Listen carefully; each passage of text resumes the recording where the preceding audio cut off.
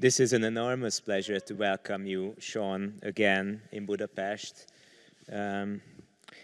Your exhibition at the Hungarian National Gallery was, I think, a milestone in our exhibition program and also in my own life. So I'm extraordinarily happy to talk with you again and to talk about this extraordinary donation and some brilliant works that became part of the collection of the Museum of Fine Arts Hungarian National Gallery. My first question would be related to your relationship to Hungary, because I think you have a special relationship to Hungary. You had your first exhibition in 2009 in Veszprém in the Vas collection. The second and, of course, the biggest one was Passenger, your retrospective exhibition in this building. And this is your third exhibition in Hungary, which we are celebrating at the moment. Could you please tell us something about your special relationship to Hungary? This is working? Okay, good. Yes, well, when Laszlo called me, I was, in fact, on the Balaton, and I was in the house of my mother-in-law, who is Hungarian, and it's a very beautiful story. Well, it's a, difficult, beautiful story. You know that I come from Ireland, and I always have a strong identification with, how can we put this, victim countries. And a lot has been taken away from Hungary, a lot has been taken away from Ireland, and we have, however, remained in good humor about it. And this gives me a strong kind of love for these countries, and Hungary I always thought of as very refined and noble, a country that had, is it all right?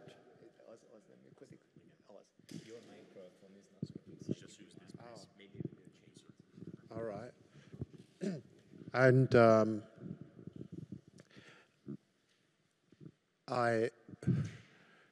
you know, besides the familial connection, which is very deep, of course, both of my parents-in-law are Hungarian, and Lillian's name is Tomáško, which is a very typical Hungarian name, and her family goes back centuries in Hungary.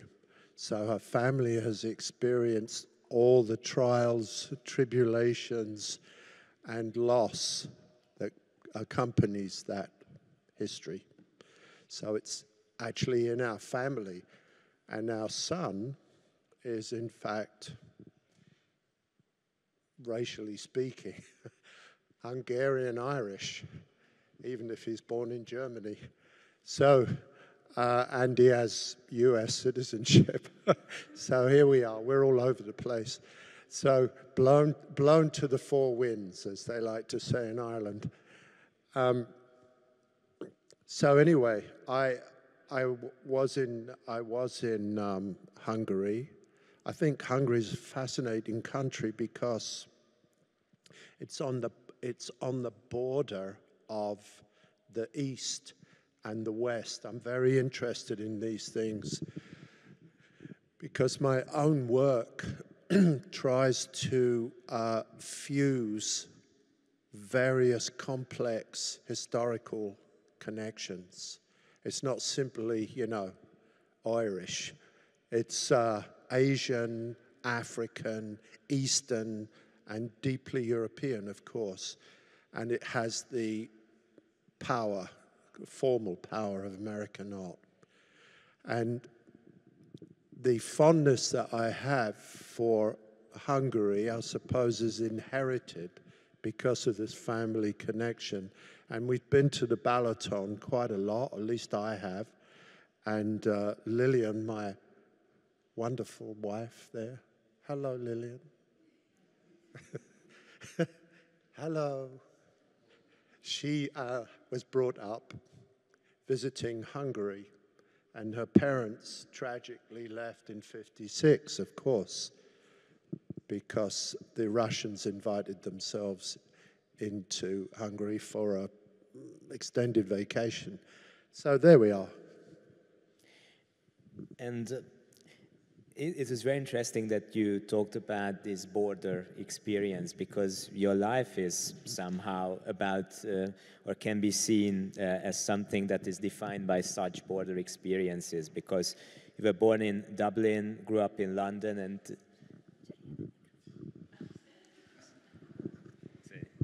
this microphone doesn't work. So you grew up in London and then became world famous in New York and then came back to Europe. So you are on a permanent move. This was one of the reasons why we chose Passenger for the title of your exhibition.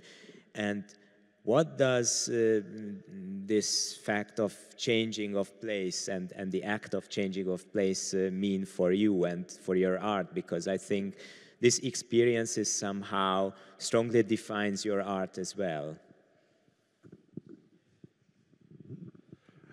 Yes, well, that gets to the core of the matter. And the core of the matter is abstract art.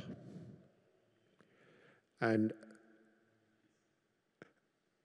it's the difference really between being interested in my story or our story.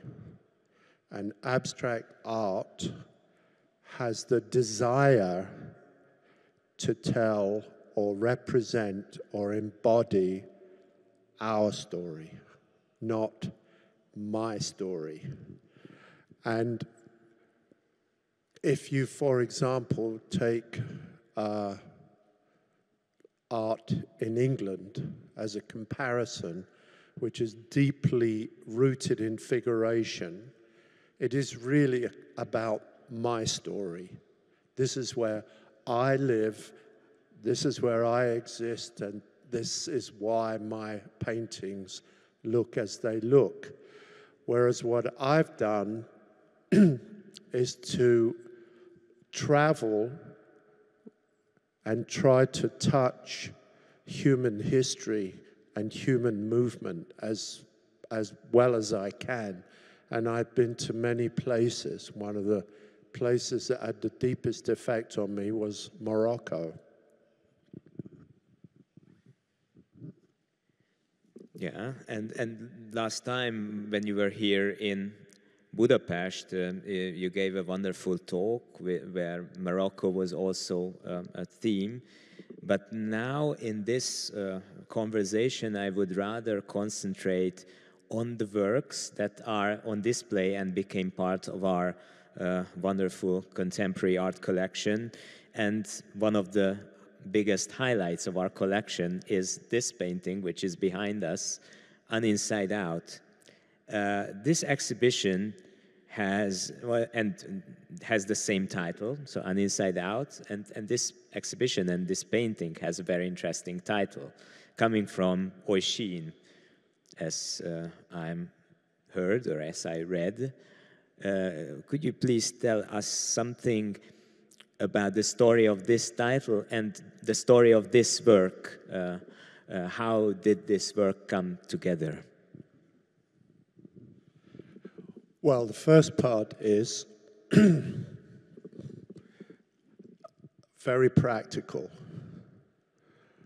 When I used to put my son Oisin to bed, I turned his shirts inside out. And he remarked one night that this one was uninside out. Because it was not inside out. Therefore, it was uninside out. And that's very Irish, of course, because that's what Joyce used to do, used to invent new words. And I find it to be a beautiful invention, uninside out, which is in fact not inside out. And what I'm doing with the painting is pulling abstract art inside out and uninside out. So I'm putting things together that don't fit, which is what I've been doing since 1980, I would say. At the end of minimalism, I had to reinvigorate abstract art. And I think it fell to me to do it.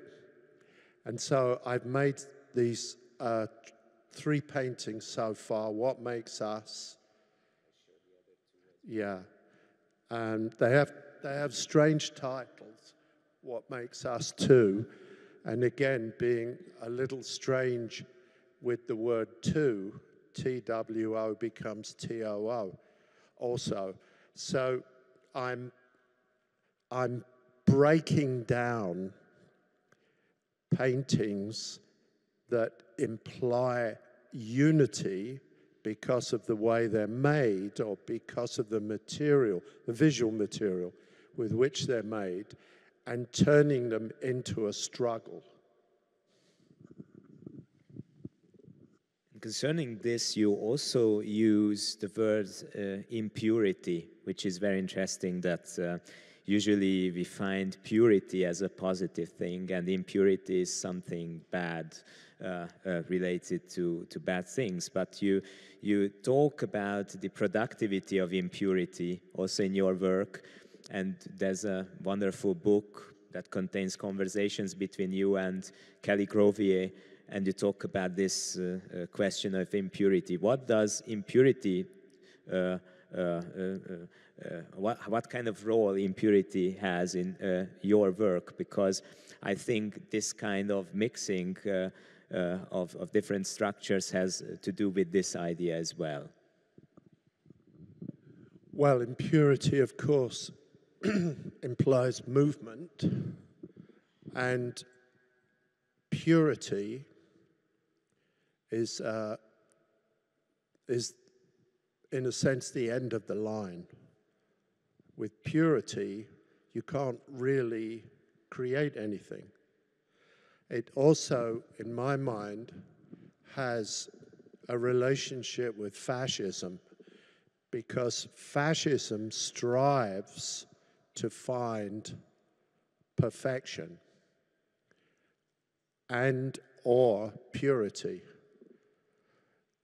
which we know about and from history. And out of that, you can't really create. You can't find new energy. You always need something rough to enliven anything, any philosophical argument, any culture, any musical endeavor. Anything needs raw material, and that is always impure, because until it's purified, it is in fact raw, rough. Staying by this issue of impurity, I found also very interesting that the work On Inside Out was reworked for the Budapest exhibition, and you usually rework your old paintings, and could you please tell me something about this act of reworking works, and what did you do, or what have you done with this work, or why did you rework it? And this is not a unique case. You usually rework paintings, and why do you do that? And what does this act of reworking and rethinking works mean for you in your work? Well, these three paintings in particular are very special because they do not strive for conclusion. They keep alive the possibility of relationships being provisional or tolerant is another word that I would like to use. And I'm not trying to dominate the result. So therefore, I'm interested in something that approaches resolution, but does not close the door on a possible revision. So these paintings are paintings of motion. And I don't just mean visually, but philosophically, structurally, and in terms of what things evoke. They are in motion. So they refer to different traditions, and they're all thrown in together. They're unified by the fact that they're horizontal and vertical, so they're not entirely chaotic. But at the same time, the spray gun, for example, evokes street art, and the way that other areas have painted evoke something that's more like textiles or walls. However, some areas are painted very tenderly, so then one is evoking the history of Western painting, or paintings you have here. Like Csontváry. We have Csontváry there, opposite to us. A great painter who worked in similarly monumental formats like you do. So a very interesting comparison that never came to my mind before. In the exhibition, we also present another group of works that is also a very interesting example of this movement issue and impurity, and bringing together different layers and different kinds of works. And this group of work is, I would say, one of the most surprising groups of work in your recent practice. And this is the series of iPhone drawings. I would never thought that you will once start to make iPhone drawings. And it's also very interesting that your work is not only one composition is diverse and multi-layered, but your work itself is also very diverse in terms of media. And these iPhone drawings include a completely new medium in your practice. Here on the photos we see your hand working on the iPhone in Eleustra. And the result of this work is a series called the 50, which we are fortunate to have in our collection. And my first question is, how did it come for you to start to work with iPhone and to create iPhone drawings? And what does this kind of medium mean for you? Because when we were just going around in the exhibition, I just had the impression that drawing with the iPhone is somehow like drawing with light. And then these kind of drawings with light get materialized when they are printed out and turned into an object. But this is my own idea, but I'm very much interested in your ideas concerning the iPhone drawing, and why is this technique interesting for you? Well, again, it's very practical. The iPhone that I do these drawings with is currently in my pocket. And I can do them on airplanes. I can do them in the bath, as long as I don't drop the phone in the bath. Although I have, but somehow they're well made. Anyway, I was in the Caribbean, and somehow I got inspired on that occasion to make these drawings. And I found it very beautiful to make them while the birds were singing around me. And the colors of the garden and the sea and the sky in which I found myself were very inspiring to me. So I simply allowed my mind to wander, and you can see that there's a lot of variety in them, even though they are clearly made by a person with a particular attitude. There is a tremendous amount of range in them. And so that's what I was using them for. And I was using them in a way as free thinking. I often write notes in the iPhone because, of course, they're not as charming in a sense as written pages. But of course, written pages get more easily mislaid. So when you have them in the phone and then you print them out, the possibility that you leave them somewhere is unlikely. But the relationship with light, as you say, is very interesting. But it's so easy, you know, and I don't even use a program. I use notes.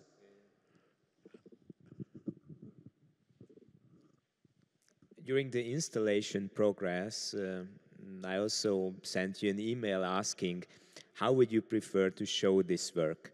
And I found it very interesting that you suggested, you said it's up to us, so we are free, but you suggested to show this work as one big composition pushed together. This is a very usual act in your work, that you push together different panels, different compositions. And do you treat these drawings separate works, so you treat them as one large work? And why did you prefer to have them, like, I would say it's like a little bit like an iconostasis of variations of your image types, compositions, different kind of compositions, different kind of motifs, different kind of metaphors. Why did you prefer to show it that way? And would you prefer sometimes to change it, or is it your ultimate idea showing it that way?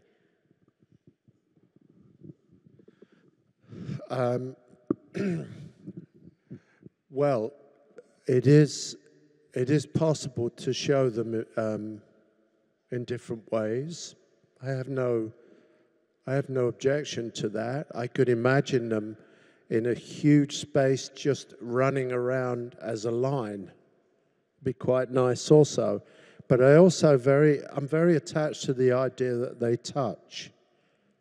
I don't see them as things that I would separate out from the 50. I like the number 50. Why? It's half of 100. And it's 5 times 10. So that's why I like it. And I see this as making an interesting object out of things that are so fugitive or so fragile. And I am, however, completely open to different arrangements. It's an object every time you close it. And then when you take it apart, it's no longer an object. And that has something to do, probably, with the number of times I've moved in my life. And when we started out in Dublin, we were on the street. We had no home. And then the Travellers took us in. So we lived with the Travellers. And then we lived in the basement so I could get a birth certificate. And then we lived on O'Connell Street because we couldn't stay with our relations for more than 6 months. Mark Twain says you can only have house guests for 4 days. But we stayed for 6 months. And then eventually we moved to London, and we moved various slums in London. So putting things into place and taking them apart is deep within me and deep in my work. I think that's a very interesting psychological conundrum.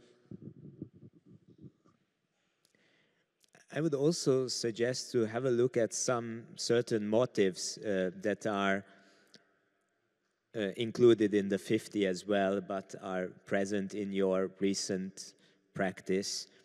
One of the most striking motives from your recent paintings is the combination of two important image types you use, the landline and the wall, or the wall of light, creating a wall landline. And actually there are three motifs combined or put together: the inset, the window, the wall, and the landline.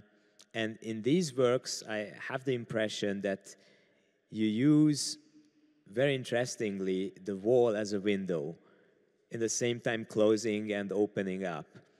And my question, and of course it's a continuation of a series of black squares and so on. How did you arrive to this very interesting, very polyphonic, very misfitting image type, the wall landline, which is very present in your recent practice? Well, I advance by intuition. I never answer all the questions before I do something, because I feel that that impedes creativity. So I'm constantly cannibalizing, regurgitating, reusing, adapting the way that I structure. What I use is a very simple structural philosophy, because I feel that when things become too baroque, it's difficult to capture something profound.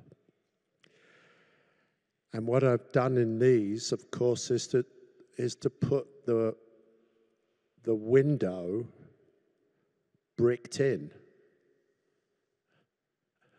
which is very interesting, because where I grew up in London, the windows in many houses are bricked in.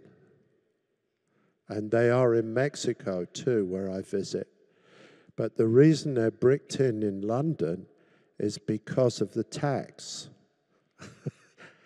Because they couldn't go around from house to house asking how many people lived in the house, because the people in London would just lie.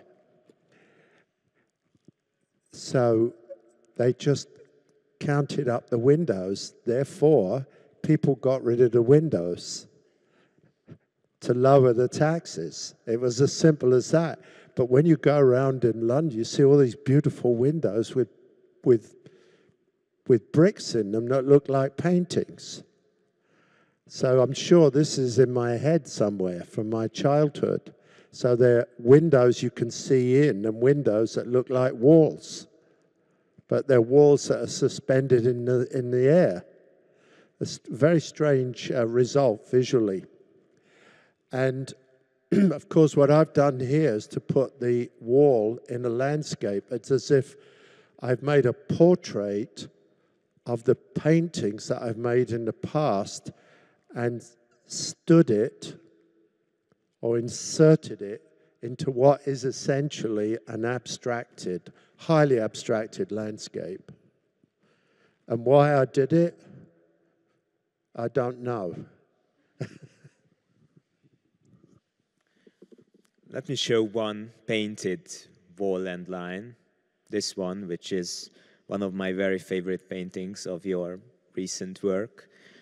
This is Dark Yet, and you have an exhibition at Max Hetzler Gallery in Berlin, which has the same title. And it's very interesting that you associate this work with darkness. And darkness is a motive and an issue that recurs in your work from time to time, like in the case when you paraphrase Joseph Conrad's In the Heart of Darkness and so on, why are you interested in darkness in these times, or why did you choose to create these kind of dark paintings in your recent work, and that somehow continues your earlier works that are associated with darkness?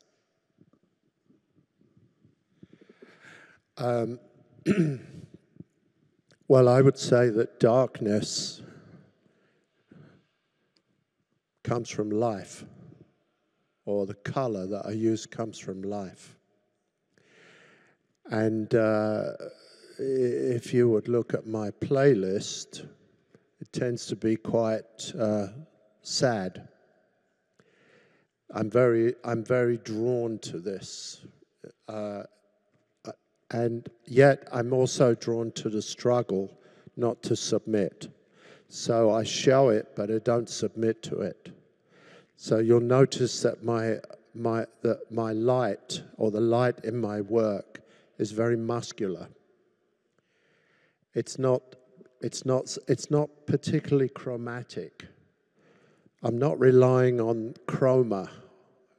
By that I mean the difference between orange and green. It would be tonal first, more important than anything else.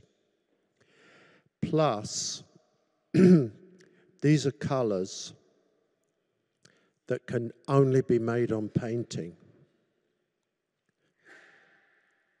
And they are mixed with the body of the material of the paint.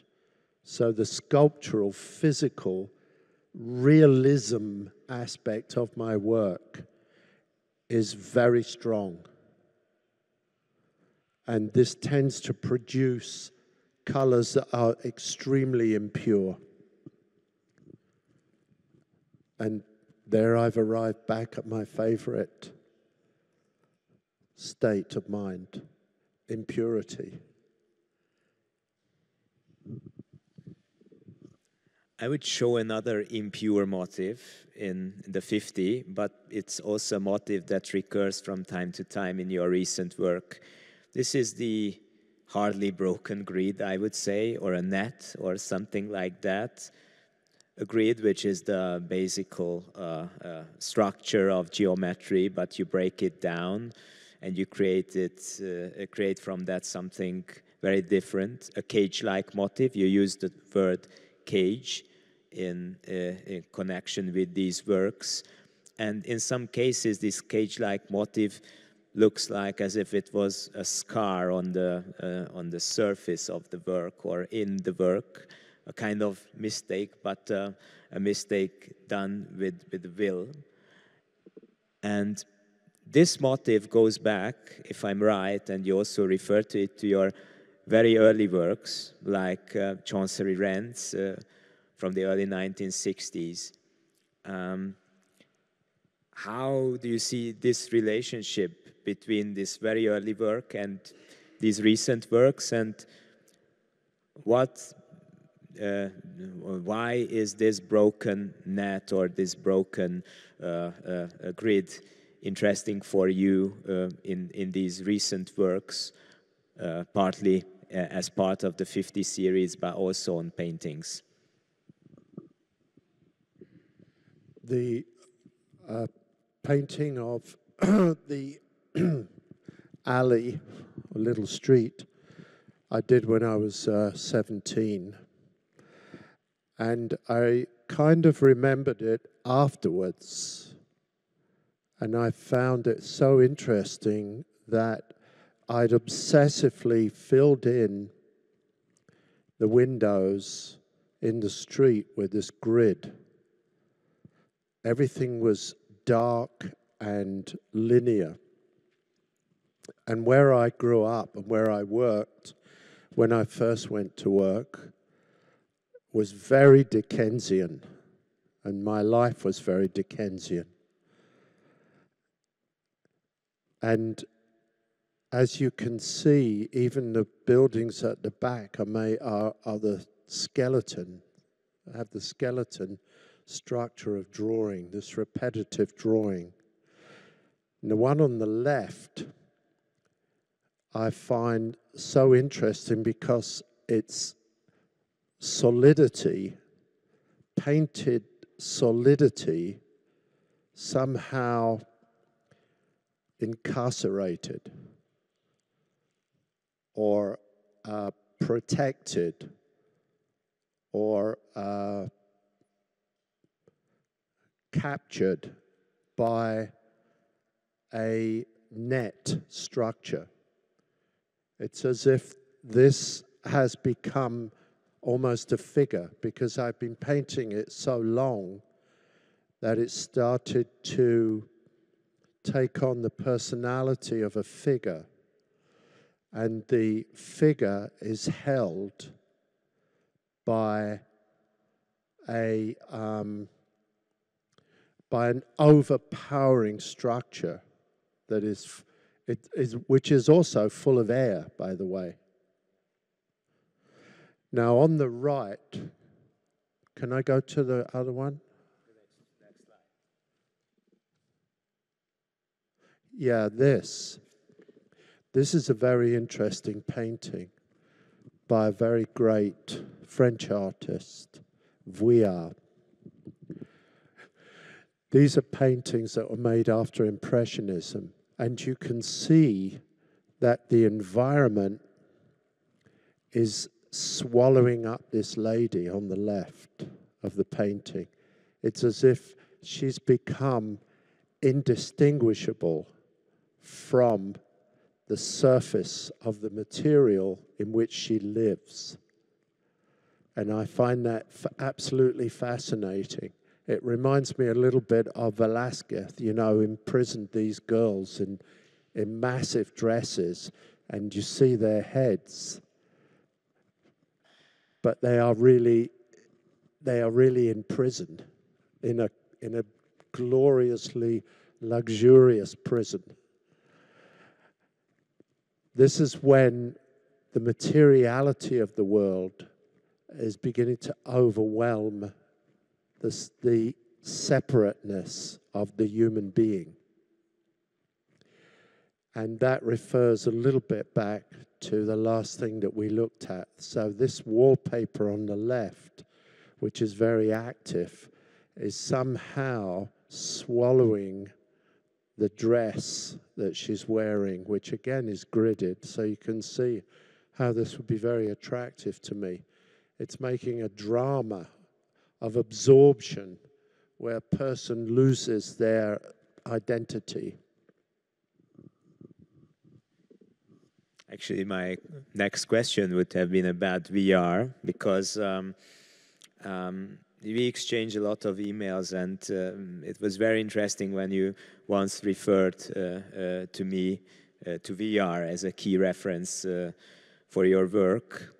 And this painting in particular, which is an extraordinary painting in the collection of MoMA. But now I would put the question in more general way. You refer to many art historical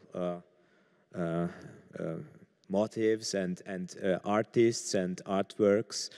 You have been exhibited with many art historical works or historical works, like in London in the National Gallery, where your landlines were exhibited together with a key work of Turner.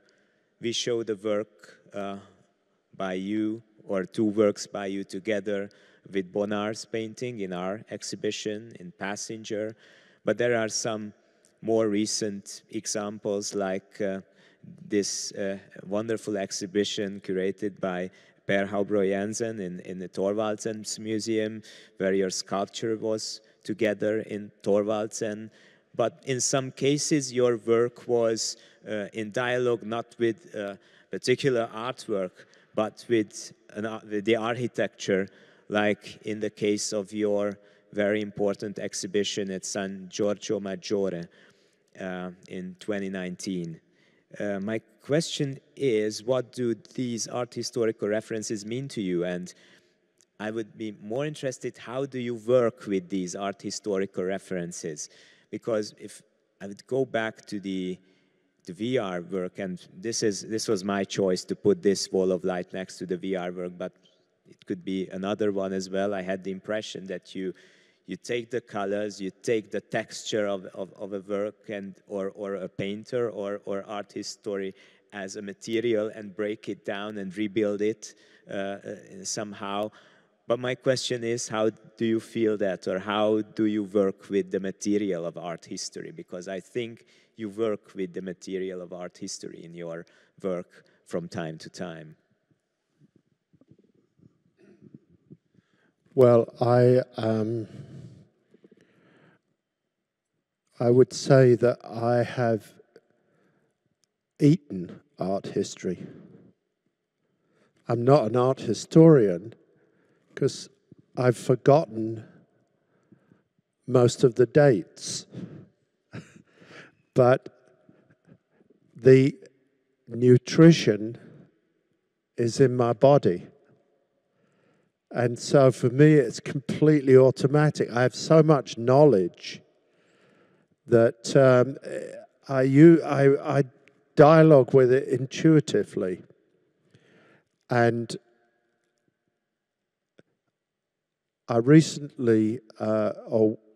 we recently received a review for the book that I made with Kelly Gravier in the Brooklyn Rail.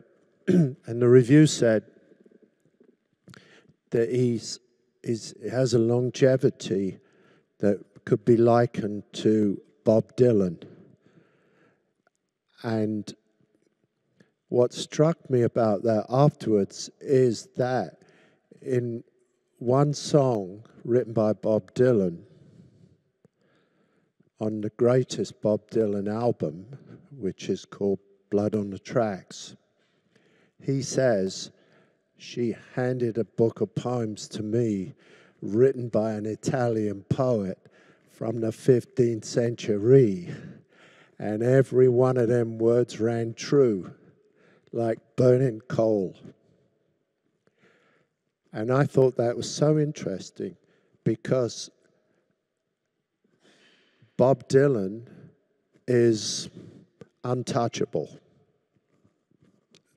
The next person is not even close. And the love of human endeavor, human expression, all through the ages is very moving. I mean, you either are in love with it or you're not. And I'm crazy in love with it. And so I know it, and I've seen all these paintings, and they affect me deeply.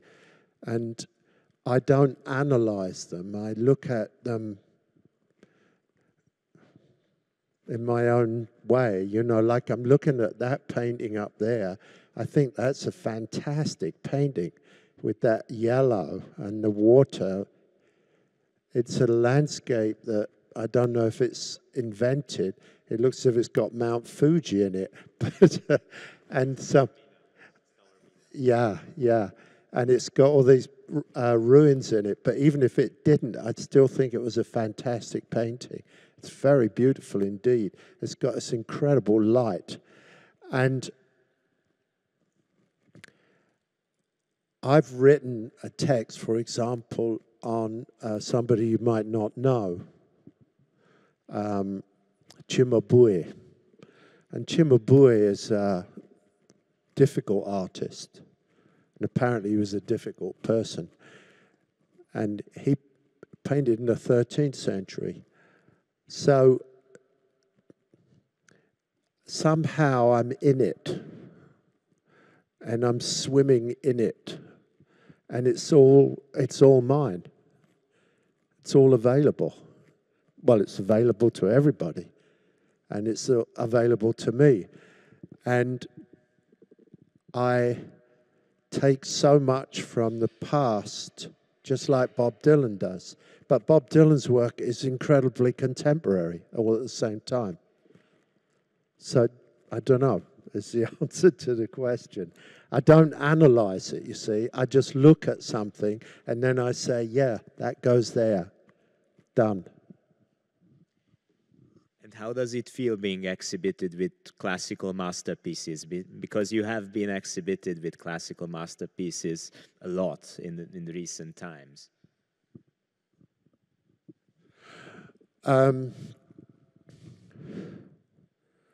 Well, it depends on the classical masterpieces. I really choose things quite selfishly, you know. For example, I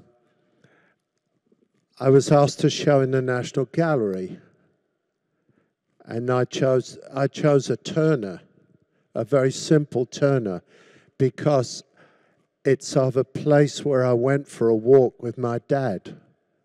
And I hardly ever went for walks with my dad. In fact, I only went for one.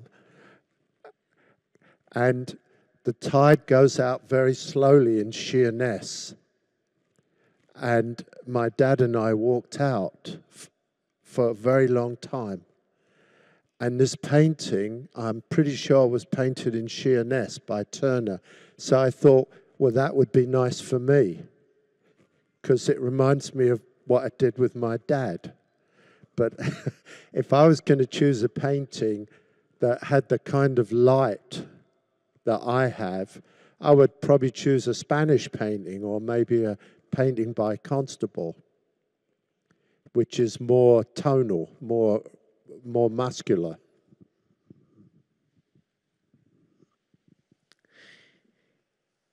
I would have one further question that is related to painting traditions, but in a different way. You are mostly well known as an abstract painter, and the other big surprising turn in your work was, in the recent years, that you started to paint figurative works again, or you returned to figuration, haven't stopped being an abstract painter, but you mixed these two things, and you are still working on figurative series parallel to the abstract ones. How would you describe your relationship to figuration and abstraction, or how do you see the relationship between figuration and abstraction in your work? I show a piece here, which was the closing piece of the Passenger exhibition, which is, I think, a formula, like a clear statement about these chiasmatic, so these very complex relations between the two layers of your work and two ways of expression. Well, this painting that you've got up now quite clearly is a renegade painting. You know, it's a painting that's making a big argument about abstraction versus figuration, and then displacing parts of the one to the other to make nonsense or difficulty of this distinction.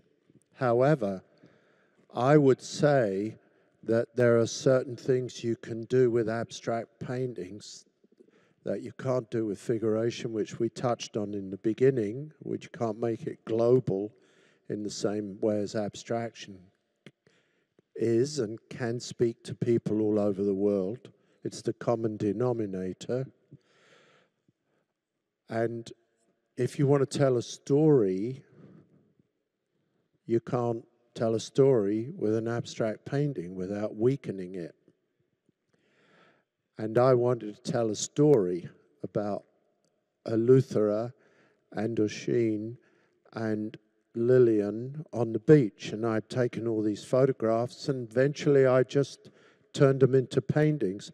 But it's a finite body of work, so I had a reason for making figurative paintings. And that is the justification for making those figurative paintings. And in America, that creates difficulty because America is, good or bad, is much more connected to the market. Therefore, the branding of an artist is much more crucial. Whereas in Europe, we have a weaker market and a freedom thereafter. There isn't the same kind of pressure to make repetitive paintings and to have a clear signature style. And I'm very happy making the work that is on the right, you know, these landlines. And I think you have to do something very deeply to give it meaning. Otherwise, you're just an amateur. And I think art, I would say that inspiration is followed by repetition. Because after you've become inspired, well, then you fall in love, which leads to repetition.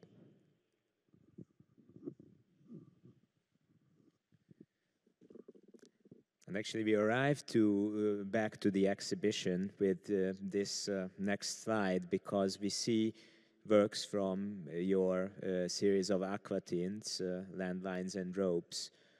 I'm interested in this series of aquatints in terms of technique as well. Why did you choose aquatint? Why did you start making aquatints? How do you convert structures you create with oil paint or paint into another technique or into works on paper? You have very fine groups of works on paper.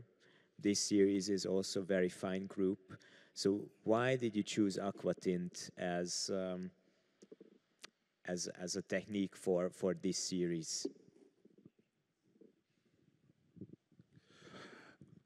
Well, whatever you make has to be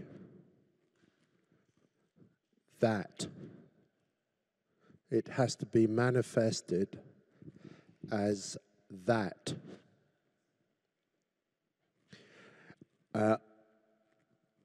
I remember once when I was in New York, a lady came by to look at my kitchen. And I remember very well that she said to me, "So you want a Mexican type of look?"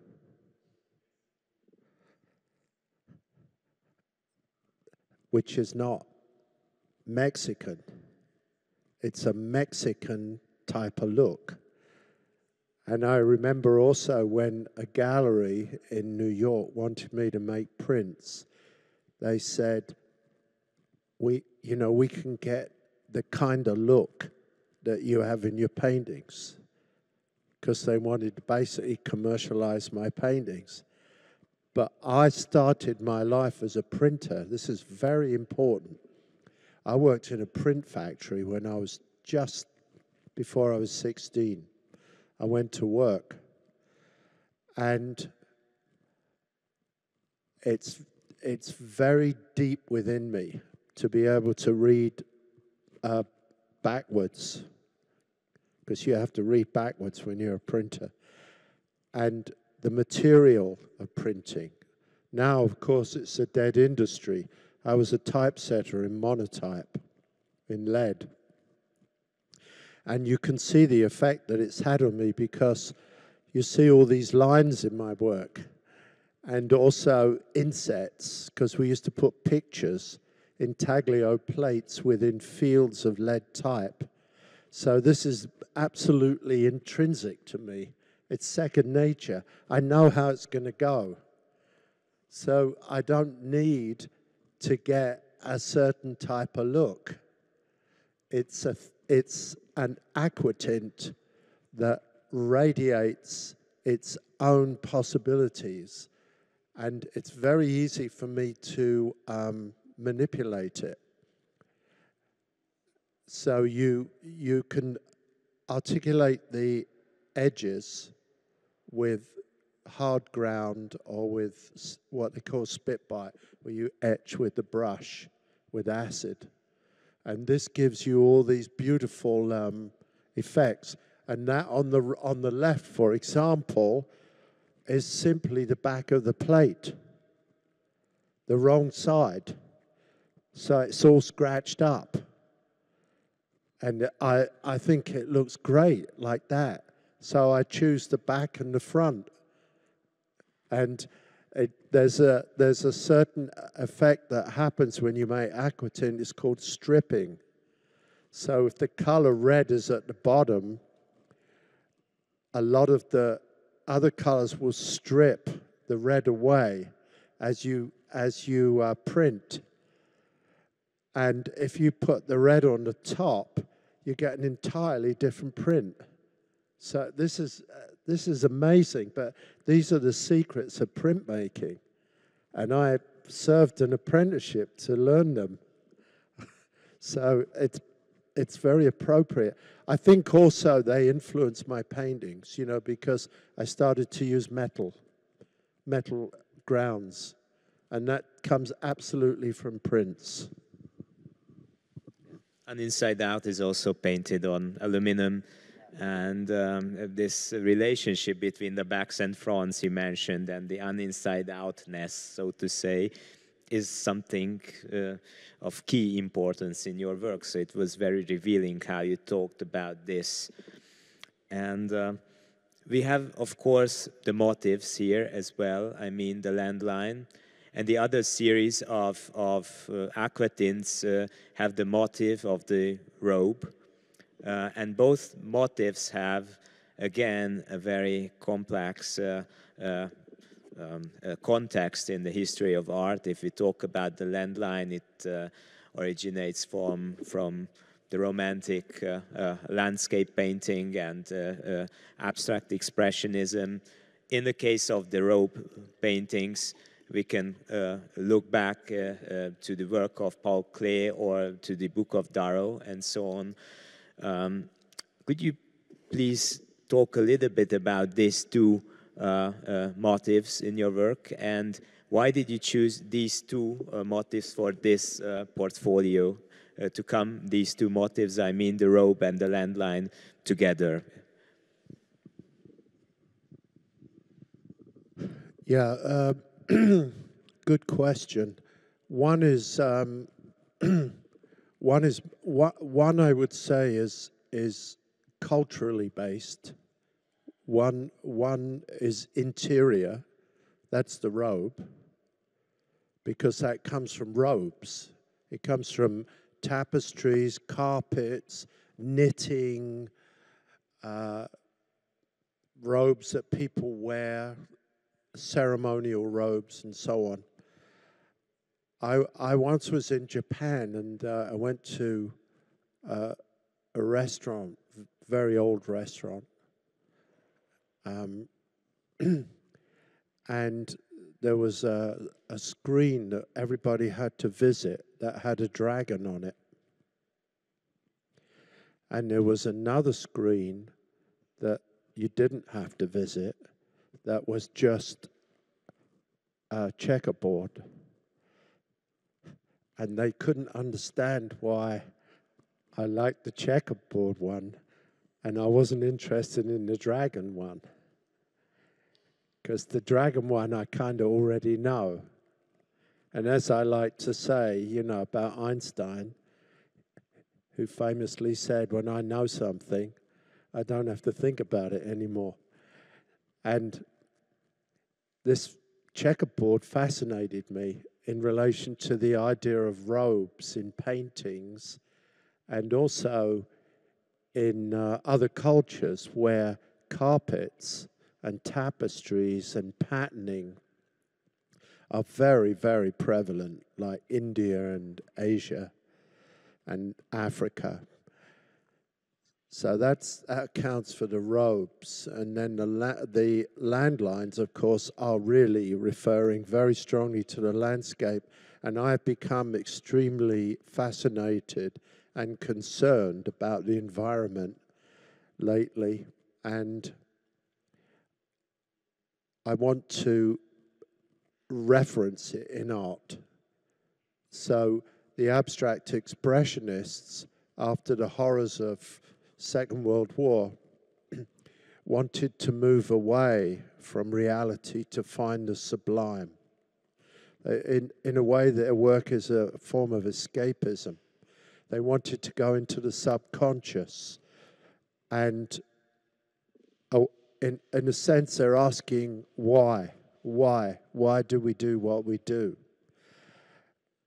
And what I've done in the landline paintings is kept the seriality and the structure of contemporary art, but I'm making a very strong reference to the conscience of the land, the colors of the land, the association of it. So I'm moving from side to side. And of course, if I put a monk on the top of one of those stripes, it would become a figurative painting. And if I put a little sailboat on one of those stripes, I could probably get some art collector in Connemara to like it.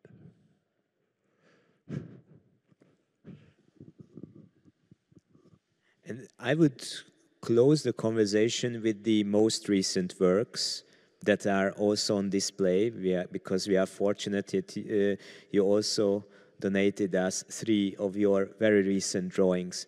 I really admire your drawings, which is a very new group of works, because they are very pure, very simple, I would say. You use the word humility, which I like a lot. You somehow rethink your well-known image types like the wall and line, the wall of light, or other abstractions in your work. And my first question is, why did you start this series? Why drawing interests you recently? And the other question is that I have the impression that Georges Seurat's drawing is among the key references for these kind of works. And I find it very interesting that you are the artist of colors, even in the case you work with the grays. And Seurat is also the artist of colors. And it's very interesting to see when the artists of color turn to the grays and turn to non-colors. And yeah, that's the question. Why did you start this series, and how do you feel concerning this relationship with Seurat on the one hand and with drawing itself? Well, we've recently moved to London, and it's a great town. But in relation to America, it's a town or a culture that is unambitious. It's a culture that is trying to understand what it isn't. And in this studio that we have, I allocated a space upstairs where I would do my pastels. And in New York, which is much more open as a studio and much more open psychologically too, I couldn't make Un Inside Out in London. in London, I realized immediately that what I could do would be more intimate.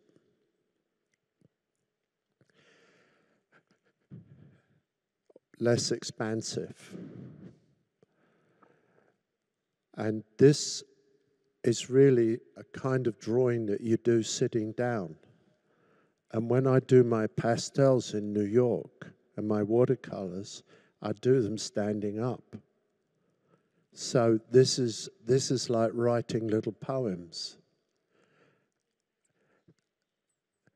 So I didn't want to go out of my room where my paintings are, and I had a table, and I just did the simplest thing I could do.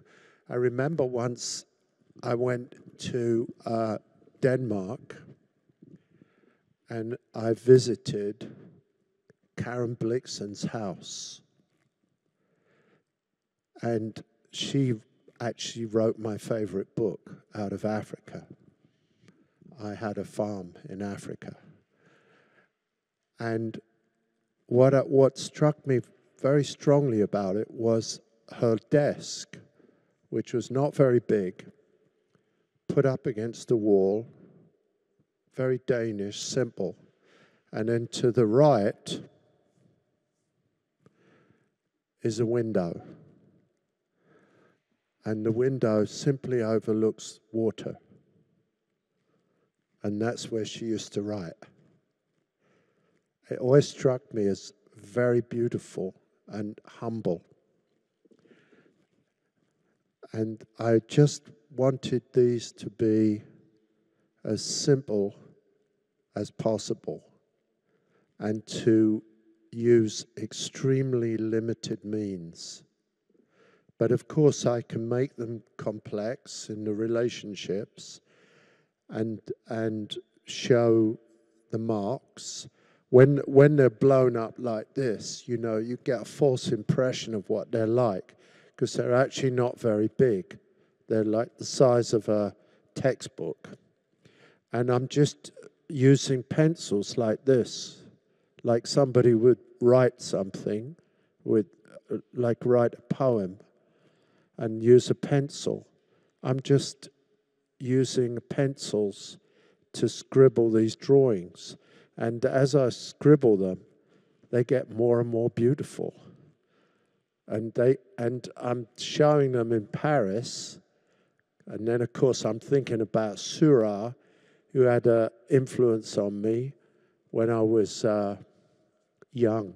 I think Seurat's drawings are just about the best in art history. I don't know anything better. And I just find them fascinating in their simplicity. And I simply love doing them. And I think this is a very nice conclusion for the talk, that you love doing them and we love watching them. And this is a great opportunity to have a look at them. And thank you very much for this conversation. Thank you.